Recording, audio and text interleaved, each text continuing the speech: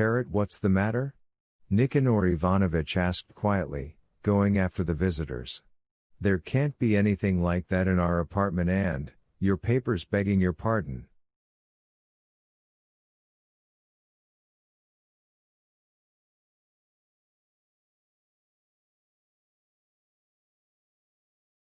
The first, without stopping, showed Nicanor Ivanovich a paper, and the second was at the same moment standing on a stool in the privy, his arm in the ventilation duct.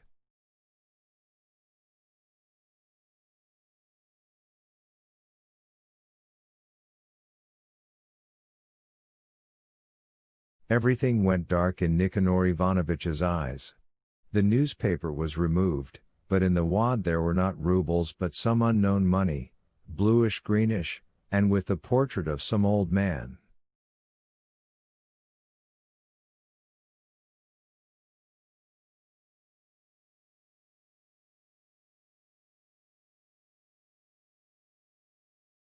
However, Nicanor Ivanovich saw it all dimly. There were some sort of spots floating in front of his eyes.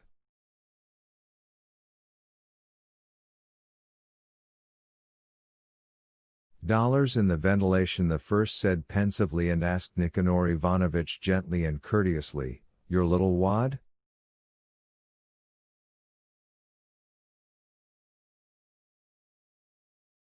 No. Nicanor Ivanovich replied in a dreadful voice. Enemies stuck me with it.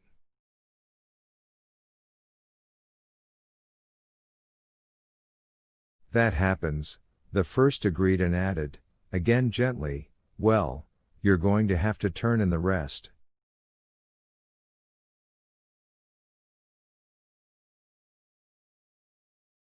I haven't got any.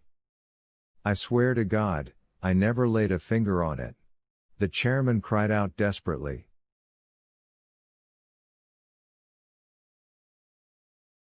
He dashed to the chest, pulled a drawer out with a clatter, and from it the briefcase, crying out incoherently.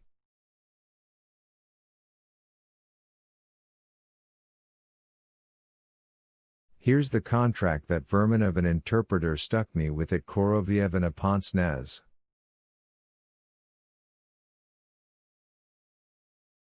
He opened the briefcase, glanced into it, put a hand inside, went blue in the face, and dropped the briefcase into the borscht.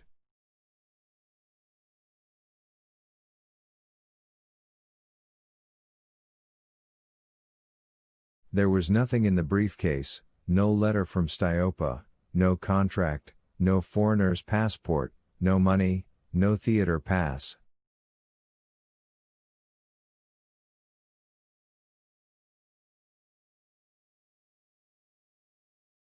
In short, nothing except a folding ruler. Comrades! The chairman cried frenziedly. Catch them!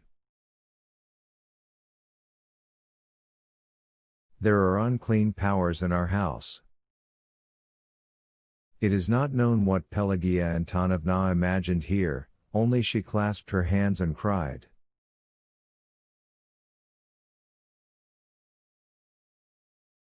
Repent, Ivanich. You'll get off lighter. His eyes bloodshot, Nicanor Ivanovich raised his fists over his wife's head, croaking.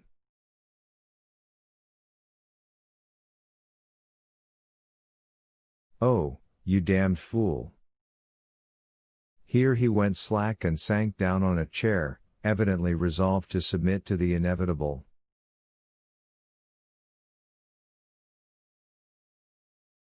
During this time, Timothy Kondratayevich Kvasov stood on the landing, placing now his ear, now his eye to the keyhole of the door to the chairman's apartment, melting with curiosity.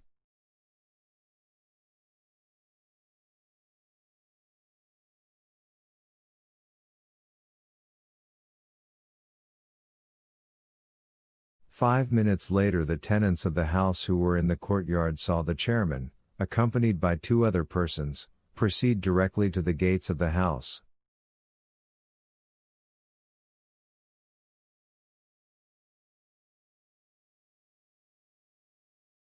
It was said that Nikanor Ivanovich looked awful, staggered like a drunk man as he passed, and was muttering something.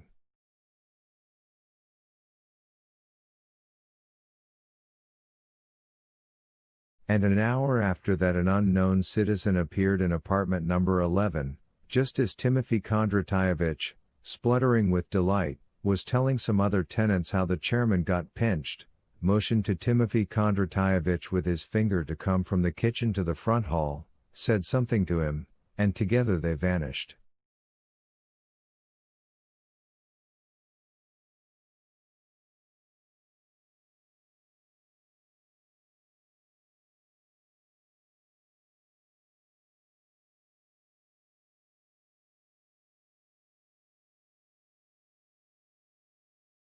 Chapter 10.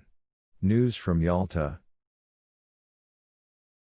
At the same time that disaster struck Nikanor Ivanovich, not far away from number 502 bis, on the same Sadovaya street, in the office of the financial director of the Variety Theatre, Rimsky, there sat two men, Rimsky himself, and the administrator of the Variety, Varanyuka.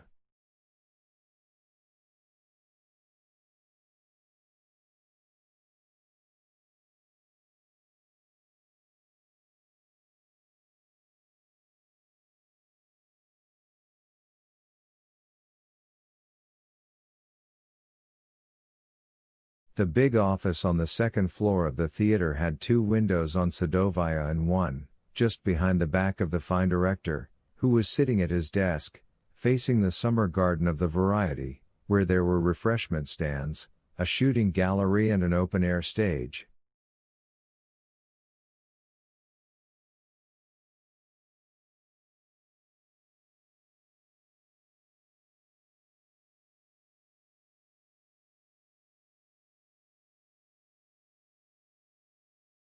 The furnishings of the office, apart from the desk, consisted of a bunch of old posters hanging on the wall, a small table with a carafe of water on it, 4 armchairs and, in the corner, a stand on which stood a dust-covered scale model of some past review.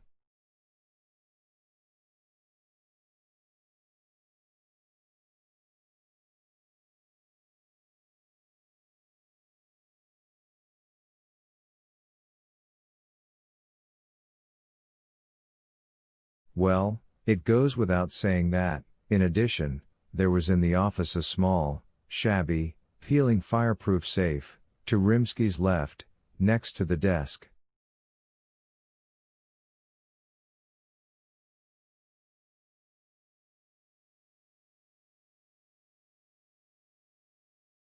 Rimsky, now sitting at his desk, had been in bad spirits since morning, while Varanyuka, on the contrary, was very animated and somehow especially restlessly active.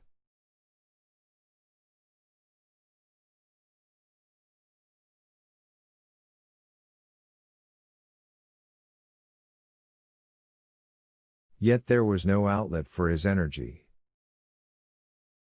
Varanyuka was presently hiding in the fine director's office to escape the seekers of free passes, who poisoned his life, especially on days when the program changed.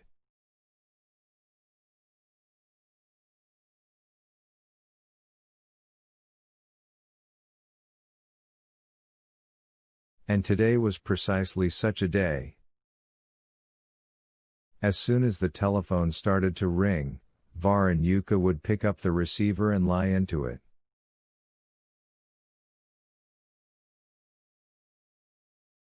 Who? Varanyuka? He's not here. He stepped out. Please call Likodayev again, Rimsky asked vexedly. He's not home. I even sent Karpov, there's no one in the apartment. Devil knows what's going on. Rimsky hissed, clacking on the adding machine.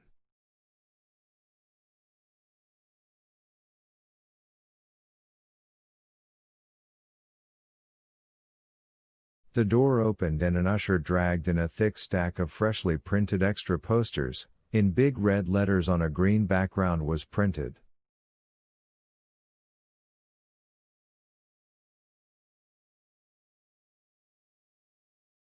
Today and every day at the Variety Theatre.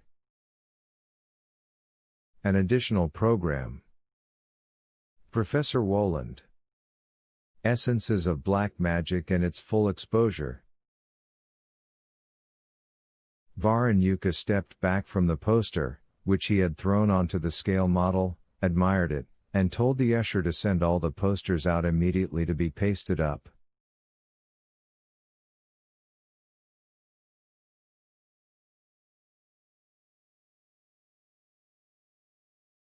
Good loud, Var and Yuka observed on the usher's departure.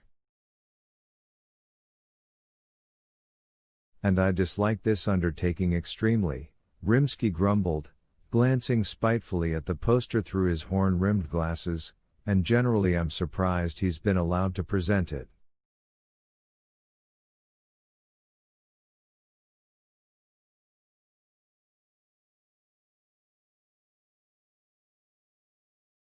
No, Gregory Danilovich, don't say so. This is a very subdued step.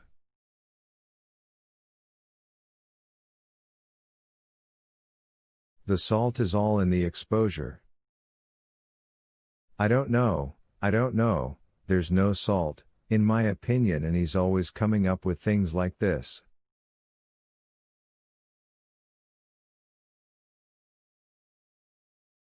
He might at least show us his magician. Have you seen him? Where he dug him up, devil knows. It turned out that Var and Yuka had not seen the magician any more than Rimsky had. Yesterday Styopa had come running, like crazy, in Rimsky's expression, to the fine director with the already written draft of a contract, ordered it copied straight away and the money handed over to Woland.